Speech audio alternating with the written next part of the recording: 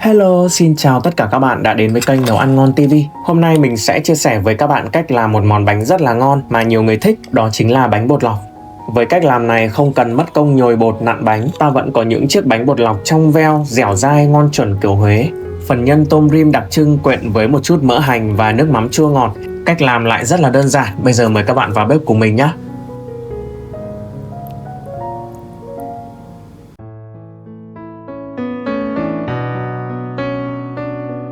Đầu tiên thì mình đi làm phần bột trước. Mình chuẩn bị ở đây là 200g bột năng. Mỗi bát này tương ứng với 100g.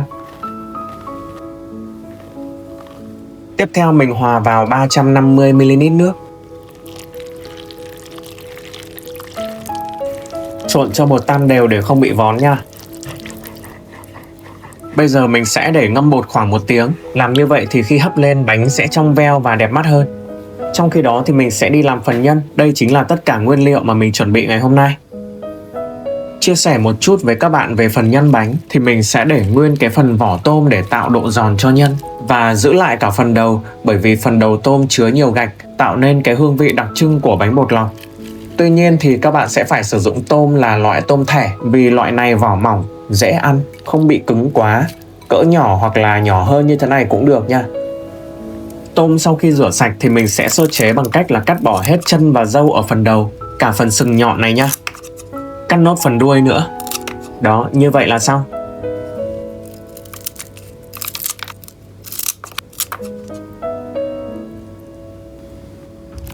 Nếu tôm nhỏ hơn thì các bạn có thể để nguyên con, nhưng vì tôm này cũng hơi to nên mình sẽ cắt thành từng miếng để dễ ăn hơn. Các bạn có thể cắt đôi hoặc là cắt làm 4 như mình.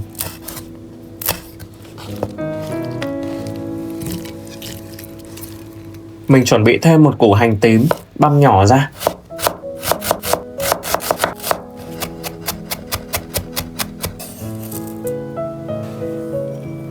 Phần hành lá thì cần nhiều một chút để làm dầu hành nhé. Phần gốc hành thì mình sẽ cắt riêng ra, thái nhỏ và để chung với hành tím băm. Phần hành lá thì mình cũng thái nhỏ, cho vào bát để một lát nữa làm dầu hành.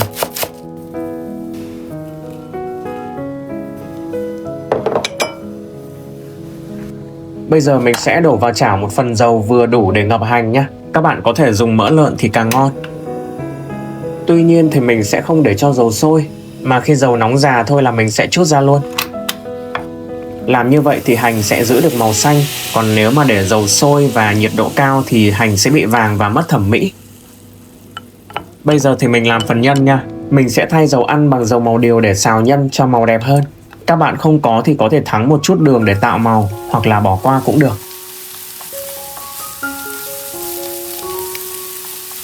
Sau khi phi thơm hành tím thì mình sẽ cho phần thịt xay vào để xào trước, dần cho thịt tơi ra. Khi mà thịt đã tơi rồi thì mình mới cho tôm vào.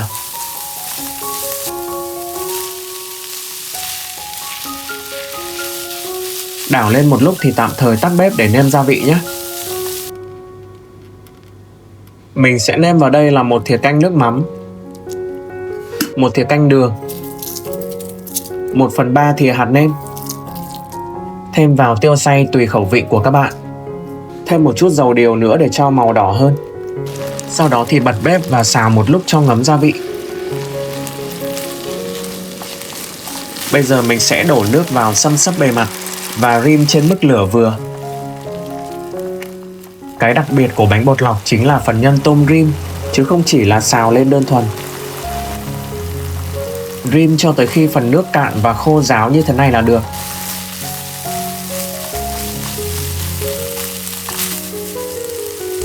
Cái phần nhân này mình có thể dùng để ăn với cơm cũng được nữa. Và trước khi đổ bánh thì mình sẽ pha nước chấm nhé. Để cho dễ nhớ thì các bạn cứ sử dụng tỷ lệ đường, nước và mắm bằng nhau. Ở đây mình sẽ dùng 4 thìa canh đường, 4 thìa canh nước sôi để cho đường tan ra nhanh hơn.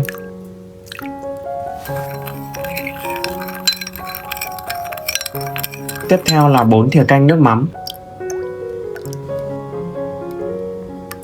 và 1 thìa canh giấm thôi, hoặc các bạn cũng có thể điều chỉnh vị chua theo ý của mình. Đó, phần nước chấm sẽ có vị mặn ngọt và đặc sệt sệt như này. Mình ăn cay nên mình sẽ thêm vào một chút ớt băm. Phần ớt nổi lên rất là đẹp. Quay trở lại với phần bột thì sau một tiếng ngâm thì bột đã lắng xuống rồi. Bây giờ thì mình sẽ đổ cái phần nước nổi bên trên ra và đong lại nước mới bằng đúng cái phần nước đó. Đem đi đun sôi và đổ lại vào bột nha.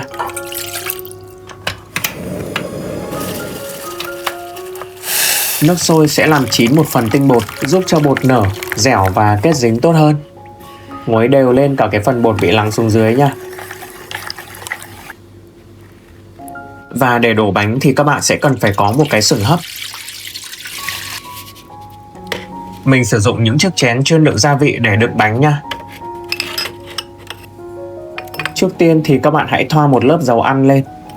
Mình sử dụng luôn cái dầu hành vừa nãy mình làm đó. Thoa đều, sau đó thì đậy nắp lại và làm nóng chén khoảng 1 phút nha. Mình đổ bột sang một cái ca có cái miệng để rót cho dễ.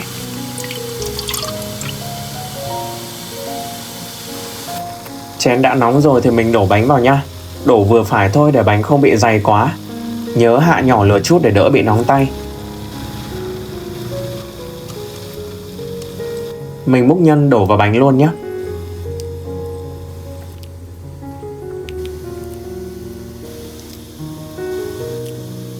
Đậy nắp lại.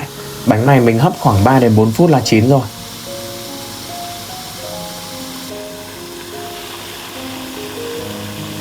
Đó, các bạn có thể thấy bánh của mình trong veo luôn, dẻo dai vừa phải, không hề bị cứng nha.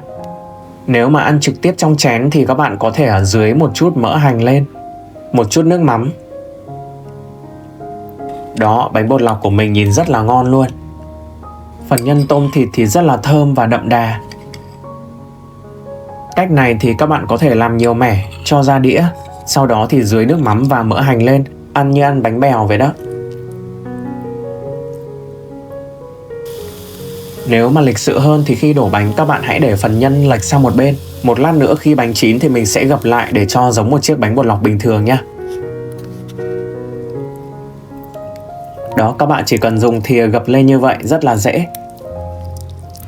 Vậy là mình đã chia sẻ xong cách làm món bánh bột lọc chén với cách làm rất là đơn giản nhưng hương vị lại ngon và đậm đà.